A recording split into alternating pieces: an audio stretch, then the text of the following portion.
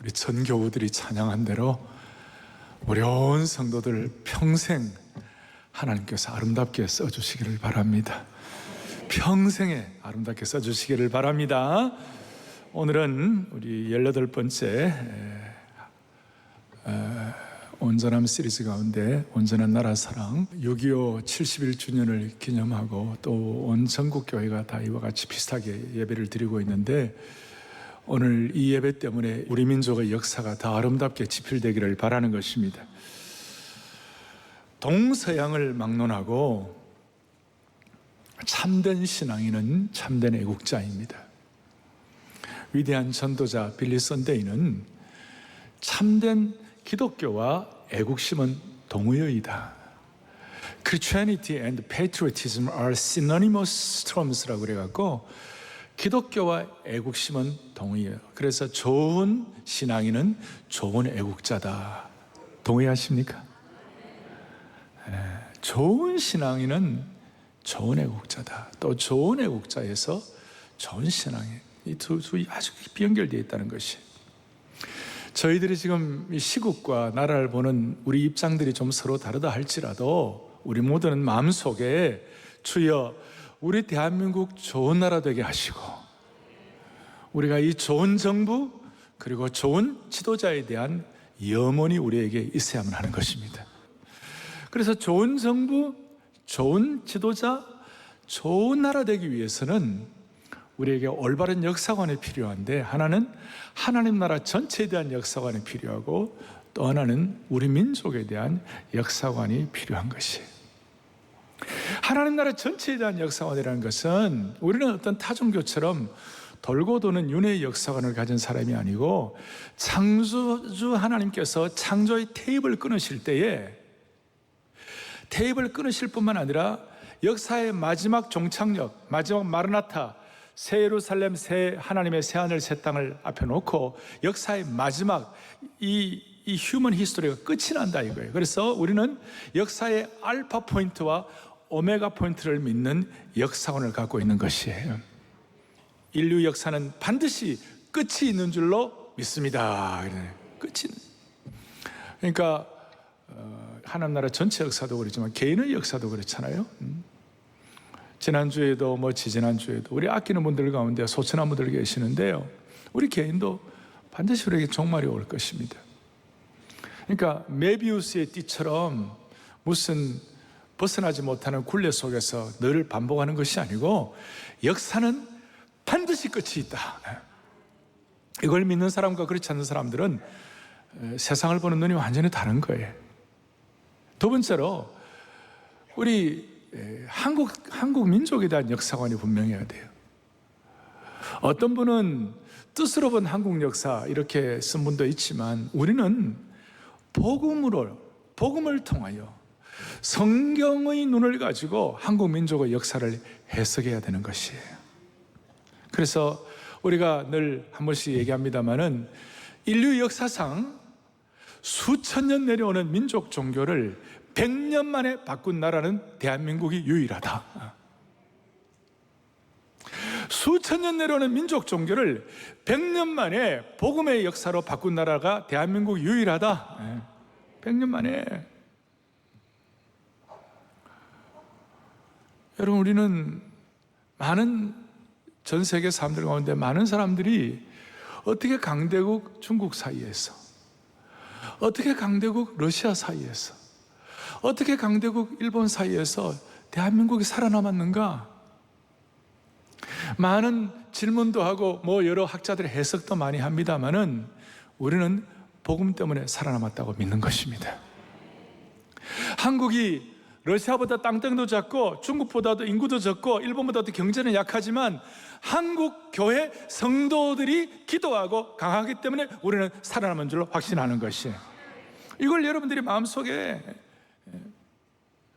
그래서 우리가 이런 거대한 나라들 사이에 있지만 또 요즘 많은 분들이 한국 민족의 장래가 어떻게 되겠나 걱정하는 분도 많이 계세요. 나름 일리가 있어요. 그렇지만 이렇게 예배를 드리고 말씀을 삼하고 여러분 진정성을 가지고 주님 앞에 우리의 기도가 금양로가 되어서 올라가고 하나님이 기뻐하신다면 하나님의 필요에 따라서 신적 개입을 하게 하실 것이에요. 신적 개입의 근거가 무엇입니까? 우선 6.25 때를 보더라도 어제 우리 토요 비전 새벽 예배 드리면서 6.25에 일어난 수많은 기적들 많이 얘기했어요. 6.25에 그 미국의 트루먼 대통령이 이 사우스 코리아가 어디 있는지 잘 모르는 분이었어요. 그런데도 하나님께서 트루먼 대통령을 통하여, 미국을 통하여 안전보장이사에 그 소련이 참석하지 않은 것도 기적이고, 그렇게 빨리 미군을 보낸 것도 기적이고, 참전 국가들이 저 이디오피아의 황실 근위대가 참여했어요. 상상도 못할, 우리가 예상하지 못하는 분들이 참여한 거고, 메가데 인천 상륙 작전이라든지 그 외에 수많은 기적들이 났어요. 하나님이 개입하신 것이에요. 하나님 개입하신 것이에요. 흔히들 아시아의 사용, 싱가포르, 대만, 그 다음에 홍콩, 사우스 코리아, 우리 한국 이런 얘기를 많이 합니다. 그래서 아시아의 네마리용이 이렇게 많이 발전했다. 그리고 거기에 대한 어떤 해석을 할 때 그거는 유교 문화와 또 한자 문화권이 있었기 때문에 가능하다. 그런 분들 많이 있었어요. 그런데 우리가 유교 문화권, 한자 문화권이 있기는 하지만 저 다른 나라 사람들은 중국에 화교 자본이 있었던 거예요. 화교 자본이 있어가지고 그 화교 자본이 근거가 돼서 많이 했지만 한국 사람들은요, 화교 자본이 있었나요? 없었나요? 우리는 중국 화교 자본이 없었어요. 단지 우리에게 있었다면 신앙 자본, 교회 자본이 있었던 것이에요. 교회가 불처럼 일어나고 60년대, 70년대, 80년대 하나님께서 이 교회를 통하여 글로벌 시각을 갖게 하시고, 교회를 통하여 그야말로 2차 세계대전 이후에 독립한 나라치고 모두가 다 이 원조 불자를 받는 그런 수혜자였는데, 이 수혜자 나라에서 지금 다른 나라를 돕는 유일한 나라가 대한민국이에요. 여기에 하나님의 역사와 하나님의 신적 개입이 있는 것이에요. 그러니까 하나님 나라 전체를 보는 역사관과 그 다음에 우리나라, 우리 민족에 대한 역사관이 분명해야 되는 거예요. 역사는 알파 오메가가 있다. 그 다음 우리 민족의 역사는 복음의 역사로 설명되어야 하는 것이다. 자, 이를 위하여 오늘 본문은 우리에게 많은 것들을 시사해 주고 있는 것입니다. 먼저 우리가 첫 번째 생각할 것은, 예레미야는, 오늘 본문의 예레미야는 정말 자기 민족을 향하여 눈물로 기도하는 애국자였어요. 다시 한번, 좋은 신앙인은 좋은 애국자이다. 눈물로 기도하는 애국자이다. 앞에 예레미야 9장에 보면 뭐라고 말씀이 나오는가 하면, 9장 1절에 예레미야가 내 머리는 물이 되고 내 눈은 눈물 근원이 될 거, 죽임을 당한 딸 내 백성을 위하여, 자기 조국 포로되고 망한 나라를 위하여 주야로 울리로다. 나라를 위하여 간절한 눈물의 기도를 하고 있는 것이, 이걸 현대인의 성경, 내 머리가 우물이 되고 내 눈이 눈물의 샘이 된다면 죽임을 당한 내 백성들을 위하여 내가 밤낮 울 수 있을 터인데, 눈물의 기도하네요.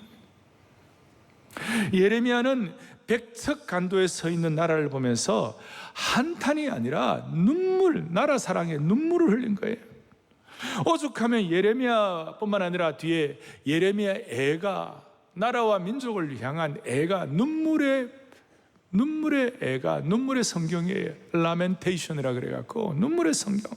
예레미야가 3장 48절 49절 보니까, 딸 내 백성의 파멸로 말미암아 내 눈에는 눈물이 시내처럼 흐르도다. 49절에 내 눈에 흐르는 눈물이 그치지 아니하고 쉬지 아니하며. 진정한 나라 사랑하는 애국자는 눈물의 기도가 있는 사람들이에요. 오늘 우리의 마음속에 하나님께서 이 민족과 우리 민족의 역사를 향하여, 이 분단된 고착된 이 상황을 향하여 우리의 마음에 진정한 하나님의 눈물을 주시기를 바랍니다. 그래서 항상 제가 얘기한 대로 우리 성도들의 눈물의 기도의 방향대로 이 민족의 역사의 방향이 흘러갈 줄로 믿습니다. 우리 성도들의 눈물의 기도의 방향대로 이 민족의 역사의 방향이 흘러갈 거라고요. 그리고 이런 눈물로 기도하는 애국이 어떤 애국이냐?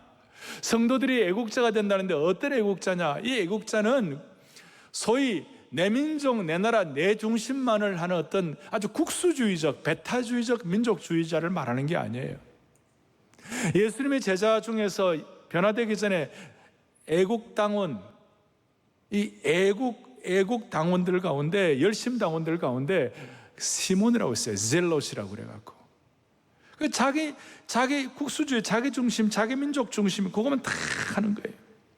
그런데 그 열심 당원 셀롯과 시몬과 그 다음에 진짜 하나님의 나라에 대한 눈을 떠가지고 하나님의 심정을 깨달은 바울 사도의 애국은 차이가 있었어요. 어떤 차이가 있냐면 열심당원들의 애국과 바울 사도의 애국의 차이는 뭐냐면 배타주의적, 자기중심적, 민족주의적 그런 애국이 아니라 성경적 애국은 글로벌적이고 성경중심이고 자기 민족을 사랑하는 것을 통하여 온 세계를 사랑하는 것이에요.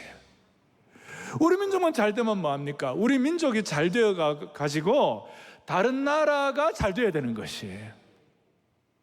이게 땅끝까지의 비전과 연결이 되는 것이에요.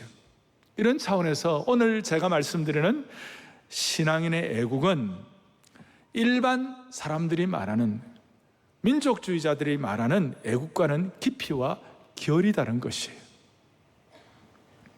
어떻게 깊이와 결이 다르냐? 신앙인의 애국은 이념이나 사상을 뛰어넘는 거예요. 잠언 14장 34절에 보면 공의는 나라를 영화롭게 하고 죄는 백성을 욕되게 하느니라.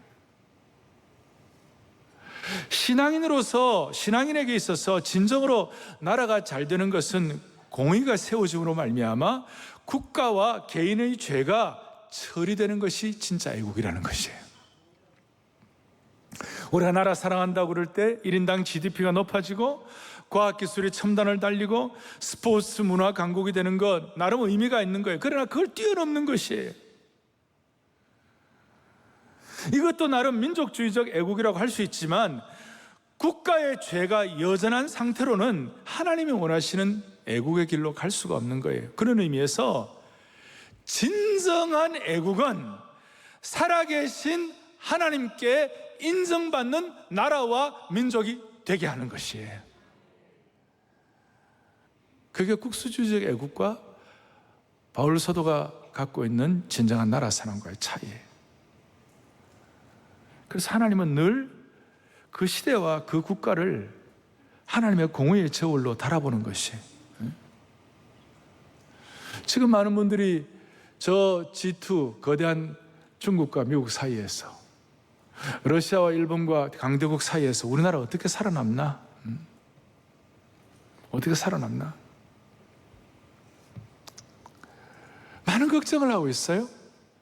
그런데 저는 오늘 이런 예배를 한국교회 5, 6만 교회 같이 예배를 드리고 그야말로 하나님 앞에 진지하게 자신을 돌아보면서 우리의 기도의 무게, 하나님의 공의의 저울로 달아볼 때 우리의 예배의 무게, 우리의 말씀의 무게, 우리의 선교의 무게가 더 다른 나라에 비해서 더 무게가 나갈 수 있다면 하나님은 이 민족의 역사를 인도하시는 것이에요.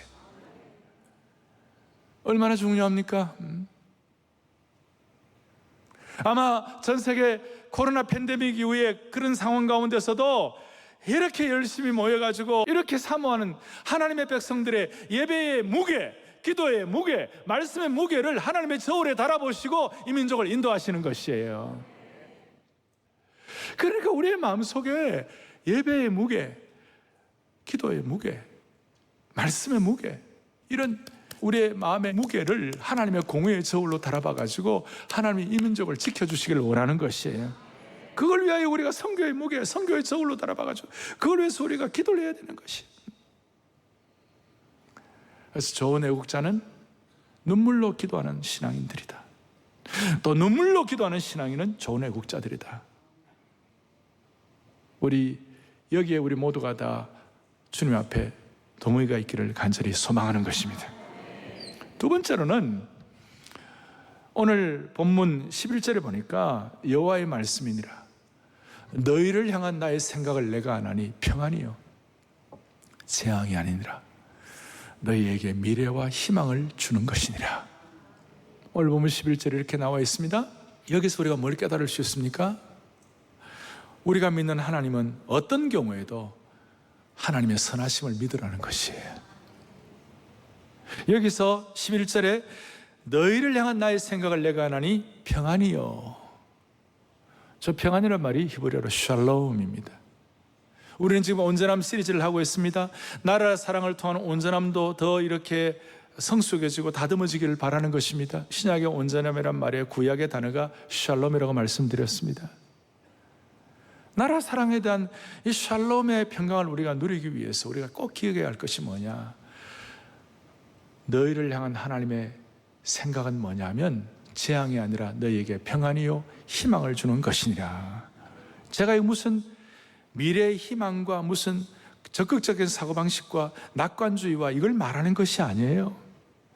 포커스가 미래의 희망의 포커스가 아니라 미래의 희망을 주시는 선하신 하나님이 포커스예요. 미래의 희망보다 더 중요한 것은 미래를 희망으로 인도하시는 하나님을 믿으라는 것이에요.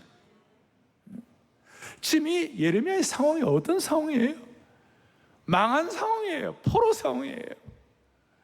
희망의 노래를 부를 수 없는 상황이에요. 낙관주의를 감히 꿈꿀 수 없는 그런 환경이었어요. 그런데도 선하신 하나님 때문에 평강과 희망을 믿으라 그거예요.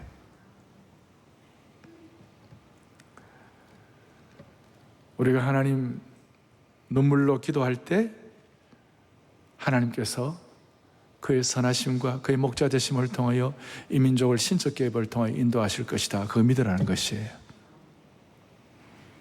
우리는 지금 6.25 71주년, 분단은 76주년이 됐어요. 이 상황 자체는 너무 아프고 가슴 아프고 한탄스럽고 기가 막힐 일이에요. 비극적이에요. 그런데 포로 시대, 예레미야 시대에 이런 고백을 할 수 있다면 우리도 한번 이 하나님의 선하심을 믿어보자고요. 무슨 적극적인 사고방식 때문이 아니라 하나님의 하나님 되심 때문에 한번 믿어보자고요. 예를 들어 이런 것입니다. 분단의 상황과 6.25의 어려움들은 너무나 큰 상처였어요. 그럼 거기에 하나님의 선하심은 없었던가? 그 가운데 예를 들어 이런 것입니다. 6.25 이전에는, 우리 분단이 이전에는 북한 교회가, 이북 교회가 남한 교회보다 훨씬 힘이 있었어요. 평양의 장대현 교회, 산정현 교회, 신의주 제일교회 이런 북한에 있는 그런 추측되는 교회들, 북한에 한 3천 교회가 있었는데 그 3천 교회 가운데 2,000명, 3,000명, 4,000명씩 모이는 교회가 있었어요. 이건 남한 교회로서는 상상하기 힘들 정도의 큰 규모의 교회들이었어요. 그런데 공산이 되고 나니까 북한에 있는 성도들이 신앙시키려고 남쪽으로 남부여대하고 내려왔어요. 내려와가지고 뭐 했어요?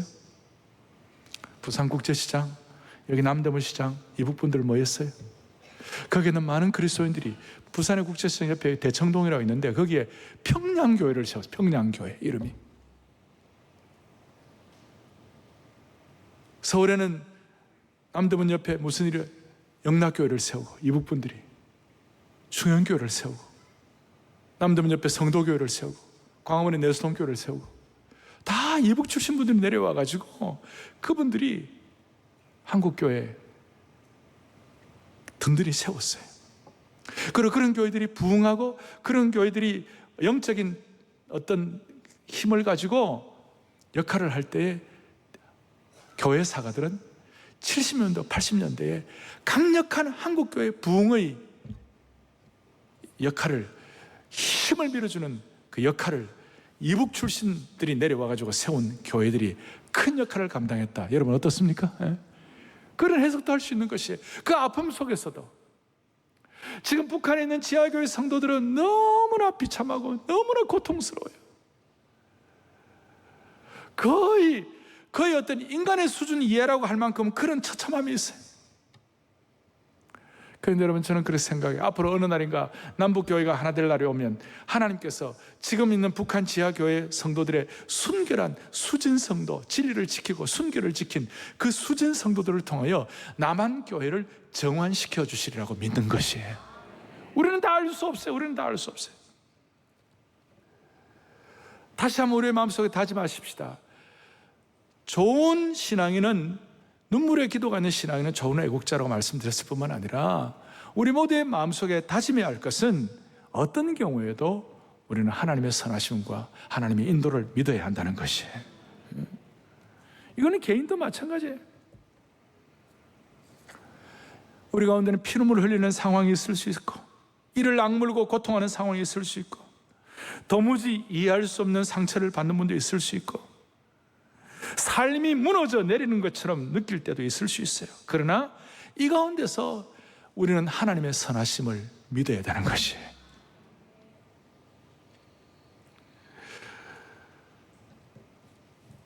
내 삶의 어려운 형편을 쳐다보면 하나님의 선하심과는 전혀 상관이 없다고 생각할지도 몰라요. 고난의 역사와 죄의 횡포 앞에서 삶이 부서질 때조차 하나님의 선하심이 있겠는가, 이런 분들이 있을지 몰라요. 그러나 저는 그렇게 생각해요. 진짜 어렵고 힘들 때에 여러분, 하나님의 선하심 아니고서는 다른 길이 있습니까? 하나님 선하심 외에는 다른 방법이 있느냐고요. I have no other way. 저는 다른 길이 없어요. 하나님의 선하심을 우리가 맛보아 아는 것 외에는 다른 길이 없는 것이에요. 제가 맛보아한다는 것은 무슨 뜻이에요? 지식은 다른 사람의 것을 내 것으로 가져올 수 있지만 맛보아하는 것은 절대 누가 대신할 수 없어요. 내가 맛을 봐야 되는 것이. 오늘 온전한 나라 사랑에 대해서 여러분들 함께 맛보아하는 축복이 있었으면 좋겠어요. 사랑의 교회 성도들은, 오늘 이 말씀을 듣는, 방송을 듣는 모든 분들은 일상의 음식을 맛보듯이 매일매일 하나님의 선하심을 맛보아 나라 사랑의 온전한 고봉도 한번 올라갈 수 있는 축복이 있기를 바라는 것이, 맛보아 알면 그만큼 하나님을 더 인격적으로 체험할 수 있는 것이. 코넬루스 플랜팅커라는 저 신학교 시절에 유명한 미국의 기독교 변증가이고 복음주의 신학자가 있어요. 플랜팅커라는. 이분이 영국의 어느 고성의 지하 감옥을 소개를 했어요. 영국의 어느 오래된 고성의 지하 감방에는 한 줄기 빛이 들어오지 않았고, 벽 한 면에는 그 갈증에 시달린 죄수가 갈증 가운데 갈라진 작은 틈으로 스며든 수분을 핥아먹느라고 달아서 움푹 패어진 곳이 있었어요. 그 절망적인 어둠의 감방의 벽에 그 어느 죄수가 거기에다 무언가를 긁어서 쓰여진 글귀가 있었어요. 그 고통스러운 상황 가운데 이런 글이 있었어요. 여호와께서 여기에 계시거늘 내가 알지 못하였도다. 도저히 희망이라고는, 평안이라고는 기대할 수 없는 상황 가운데서도 영안을 여니까 여호와께서 여기 계시거늘 내가 알지 못하였도다. 하나님의 선하심을 맛보아 안 증인이 된 것이 야곱의 고백이죠. 우리는 국가적으로 전 세계 유일하게 이렇게 분단된 상황이 돼가지고 우리 민족이 처한 상황을 다 이해할 수 없어요. 북한 주민들은 더 하겠죠. 개인적으로도 여러분들 피눈물 나는 상황 때문에 힘들지도 몰라요. 그러나 그 가운데서 다시 한번 여호와께서 여기 계시거늘 내가 알지 못하였도다. 하나님의 선하심의 인도에 대한 조그마한 빛이라도 발견할 수 있도록 축복해 주시기를 바라는 것이, 이것이 나의 찬송이요 이것이 나의 간증이라. 주 사랑 한없고 주 은혜 끝없네. 주 권능을 사람이 어찌할까. 자, 눈물의 기도자는 눈물의 애국자입니다. 우리는 하나님의 선하심을 맛보아 알고 하나님의 선하심을 기대해야 합니다. 그리고 이 하나님의 선하심을 기대하는 사람들에게 주시는 축복이 뭐냐면요, 때에 대한 민감함을 주세요. 하나님의 때에 대해서, 소위 전문용어로 말하면 카이로스에 대한 안목을 주시는 것이. 그래서 우리가 하나님의 선하심을 믿게 되면 하나님의 때에 민감하게 되는 것입니다. 제 얘기가 아니고 10절 보겠습니다. 오늘 보면 10절을 보니까 여호와께서 이와 같이 말씀하시니라. 바벨론에서 몇 년이 차면요? 70년이 차면 내가 너희를 돌보고 나의 선한 말을 너희에게 성취하여 너희를 이곳으로 들어오게 하리라. 놀라운 말씀이에요. 그리고 14절에 보니까 이것은 여호와의 말씀이니라. 나는 너희를 만날 것이며 너희를 포로된 중에서 다시 돌아오게 하겠다. 이 때가 차면, 70년이 차면이라는 이 하나님의 때에 대해서 예레미야가 선포하고 있어요. 오늘 이 말씀은 이걸로 끝나는 것이 아니라 다니엘서 9장에 보면 놀라운 말씀이에요. 다니엘서 9장 2절에 보면 나 다니엘이 책을 통하여 여호와께서 말씀으로 선지자 예레미야에게 알려주신 그 연수를 깨달았나니 곧 예루살렘의 황폐함이 70년 만에 그치리라 하신 것이니라. 이건 마치 구약 성경이 예언서들이 서로 촘촘한 그물처럼 잘 엮여져 있는 것이. 그러니까 다니엘이 깨달았던 선지자 예레미야의 서책과 그 말씀이 어디예요? 오늘 이 본문이에요. 오늘 이 본문을 통해 예레미야가 선포한 이 내용을 다니엘이 그대로 받고, 그렇지, 하나님께서는 하나님의 때에 카이로스의 타임에 70년이 차면 하나님께서 우리 민족을 해방시켜 주실 것이야. 그러고 난 다음 다니엘은 9장 3절에 내가 금식하여 벼옷을 입고 죄를 뒤집어 쓰고 주 하나님께 기도하여 간구하기를 결심했다. 여러분, 다니엘은 능히 아무 틈 아무 흠이 없던 사람이에요. 구약에 완벽한 사람 되려면 세 사람을 되는데 요셉도 완벽하다고 그러고 사무엘도 완벽하다고 그러고 그러는데 요셉도 조금 약점이 있을 수 있어요. 형들 앞에서 폼진다든지. 그 다음에 사무엘은 자식 농사가 실패했어요. 근데 다니엘은 완벽했어요. 아무 틈 아무 흠도 발견할 수 없는 사람이었어요. 그런데 그런 사람은 그냥 하나님 앞에 자기 삶 살고 가면 끝나면 되는 거예요. 다니엘이 뭐예요? 하나님의 때에 민감해지니까 민족의 죄를 자기의 죄로 알고 하나님 앞에 눈물로 통회하고 기도하는 것이. 민족의 죄를 자기 죄로 알고 하나님의 때를 향하여 자기를 전부를 들여서 통회하면서 회개의 기도를 하고 전심으로 부르짖는 기도를 하게 되는 것이. 오늘 하나님께서 우리 모두에게 이 마음을 주시기를 바라는 겁니다. 그러려면 하나님의 때에 대해서 통찰력을 가져야 되는 거예요. 모든 그리스도인들은요, 성경을 읽다 보면 영적인 시각이 지혜로워져 가지고 하나님의 때에 대해서 나름 방향을 잡고 나가는 거예요. 지금 전 세계 기독교 역사 신학자 가운데 가장 그 고봉에 올라온 분 중에 한 분이 마크 놀이라는 신학자가 있어요. 마크 놀은 뭐라고 얘기하는가 하면 역사의 주기는 거의 500년마다 큰 일이 일어났다. 예수님 탄생 기점으로 해가지고 예수님 탄생 500년 전에 에스라 성전 재건이 있었고, 예수님 탄생 500년 이후에 무슨 일이 일어났냐, 그 당시에 로마 기독교만 나름대로 하는데 그때부터 서서히 부패하기 시작했는데 베네딕트 수도원을 통하여 수도원 운동을 통해 가지고 기독교를 구출했다. 그리고 예수님 시대 이후에 500년 1000년에 동서방 교회가 분열이 됐다. 그리고 또 500년이 지나 1500년, 정확히 말하면 1517년에 종교 개혁이 일어났다. 이제 500년, 2000년, 지금 2020, 이 500년 주기인데 이가 상상도 못하던 코로나 팬데믹 시대가 왔는데 뭔가가 일어날 것이다. 이제 이 세계 역사의 흐름을 보면서 기독교 역사를 보면서 우리가 생각하는 것이고, 또 우리 입장에서는 한국 기독교 역사를 보면 한국 기독교 역사는 40년 주기로 큰 일들이 많았다. 1907년도에 평양 북이 일어났다. 그리고 1948년도에 건국이 일어나면서 무슨 일이 벌어졌는가? 1948년도에 그때 우리나라가 좀 기독교 국가가 됐으면 좋겠다는 꿈을 가지고 국회에서도 기도하고 전 세계 유일하게 채플린 제도, 경목 제도, 군목 제도가 성공한 나라. 그리고 또 한 40년이 지나고 88년도 대한민국의 80년대 중반에 폭발적인 기독교 부흥이 일어났다. 그때 김준곤 목사님이 전 세계 교회 앞에 선포할 때에 뭐라고 얘기했냐면 한국 교회는 200만의 성령 충만한 그리스도인들이 있다.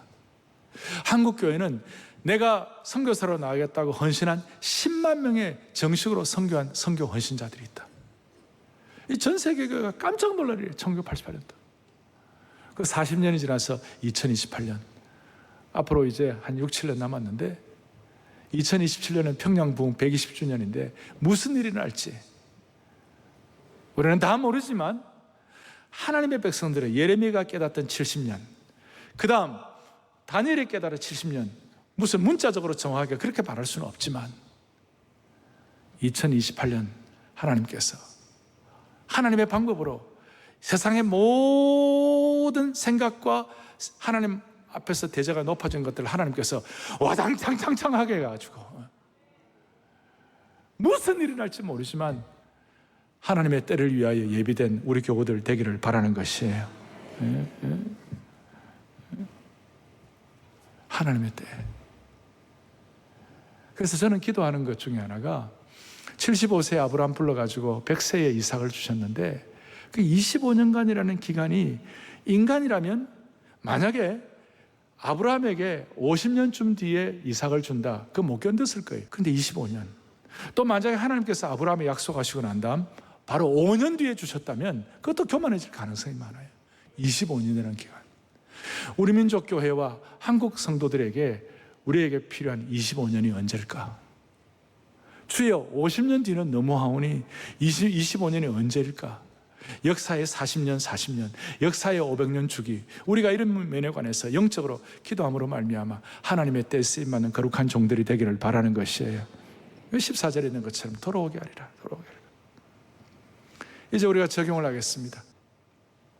눈물의 신앙인은 애국자이다. 하나님의 선하심을 믿어야 한다. 그럴 때 하나님이 때에 대한 민감함을 주실 것이다. 이걸 마음에 확신하면서 오늘 12절 또박또박 같이 12절을 크게 보겠습니다. 너희가 내게 부르짖으며 내게 와서 기도하면 내가 너희들의 기도를 들을 것이요. 13절 너희가 온 마음으로 나를 구하면 나를 찾을 것이요 나를 만나리라. 아멘. 자, 이제 우리가 할 일은 뭐냐면 하나님 앞에 부르짖는 기도예요. 온 마음으로 하는 기도예요. 그리고 세 번째, 온 마음으로 부르짖는 기도를 응답하시는 하나님을 믿으십시다. 온 마음으로 부르짖는다. 이 부르짖는다는 말이 다윗이 아주 자주 사용하는 말 중에 하나였어요.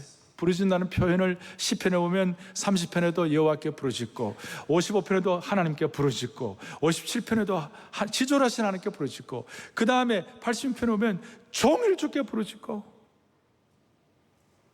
왜 이렇게 부르짖어요? 마음이 어린아이처럼 하나님께 전적 위탁이 되니까 부르짖는 거예요. 그래서 그는 17세 때도 부르짖고 30세 때, 37세 때 통일왕국의 왕이 되어서도 부르짖고 그가 70세 죽기 전에도 하나님께 부르짖는 기도를 했어요.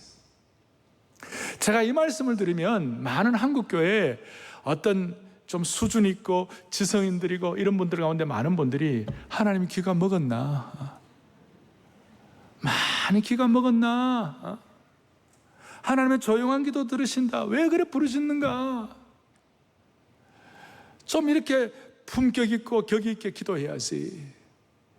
저도 냉철한 기도, 조용한 기도, 관상 기도 뭐 이런 기도 제가 다 인정합니다. 그런데 그런 말씀하는 분들은 주로 어떤 분들인가 하면요, 안정된 분들이에요. 학벌도 좋으시고 집안도 안정되시고 인생의 쓴맛을 덜 본 분들이에요.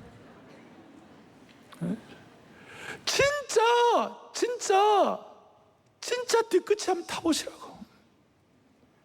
여러분 안 부르짖고 살 수 있나요? 하나님께 부르짖어야 돼.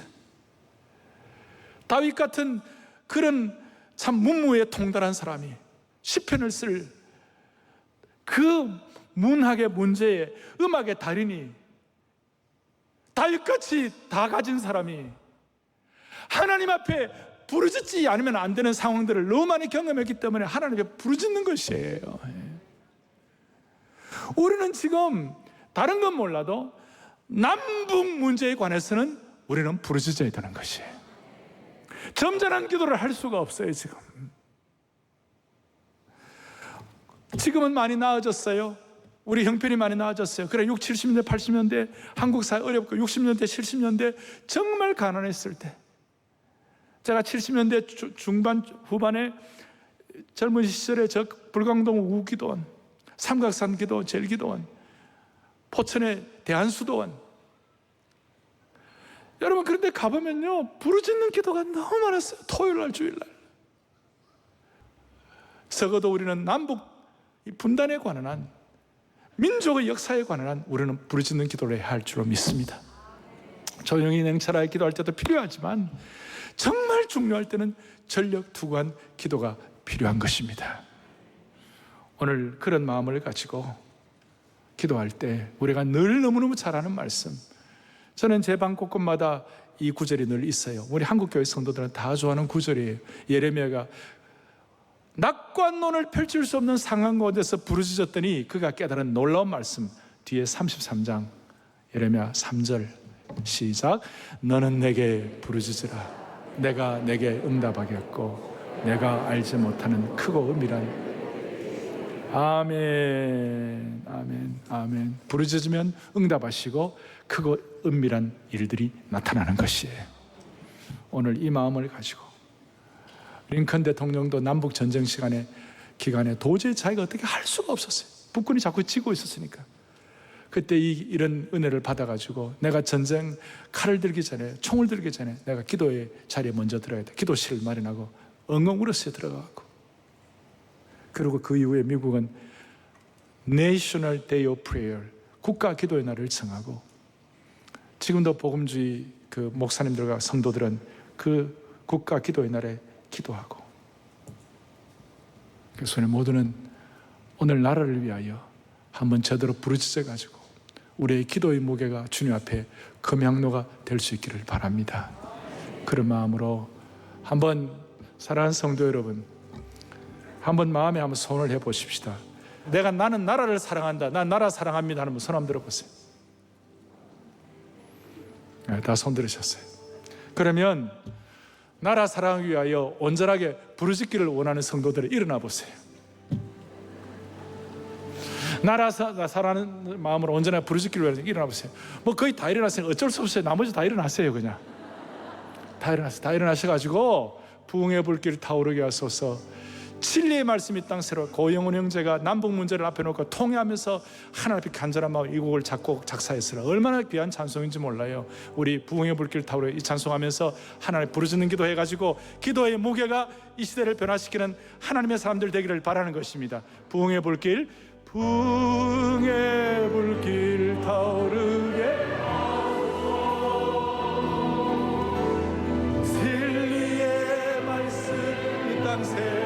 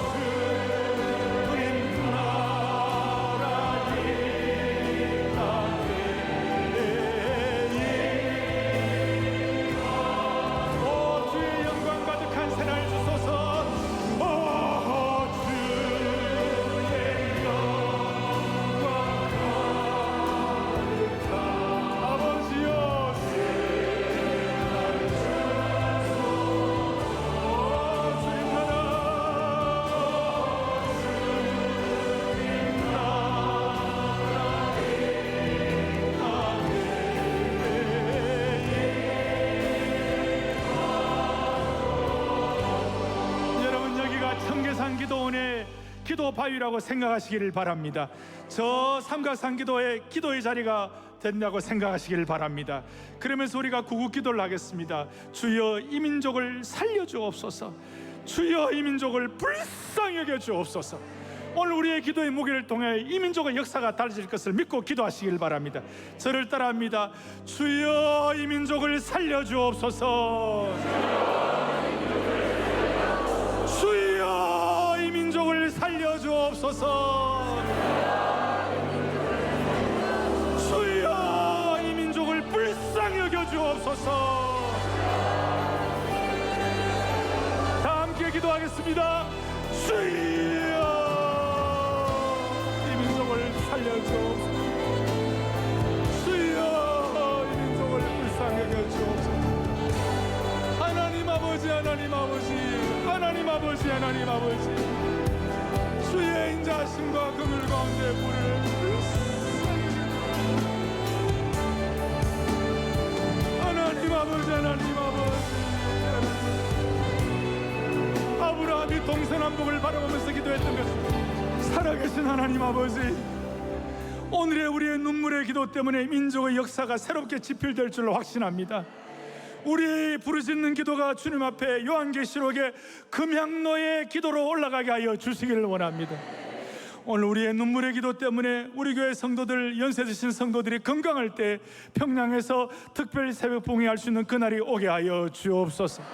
하나님의 때가 되면 될 줄로 확신합니다. 이 일을 위하여 우리 모두가 다 다니엘처럼 예레미야처럼 기도의 사람 되게 하여 주시옵시고, 아무리 피눈물 나는 어려운 상황이라 할지라도 샬롬을 주시는 하나님의 선하심을 맛보아 알게 하여 주옵소서. 우리 주 예수 그리스도를 받들어 간절히 기도 올리옵나이다. 아멘.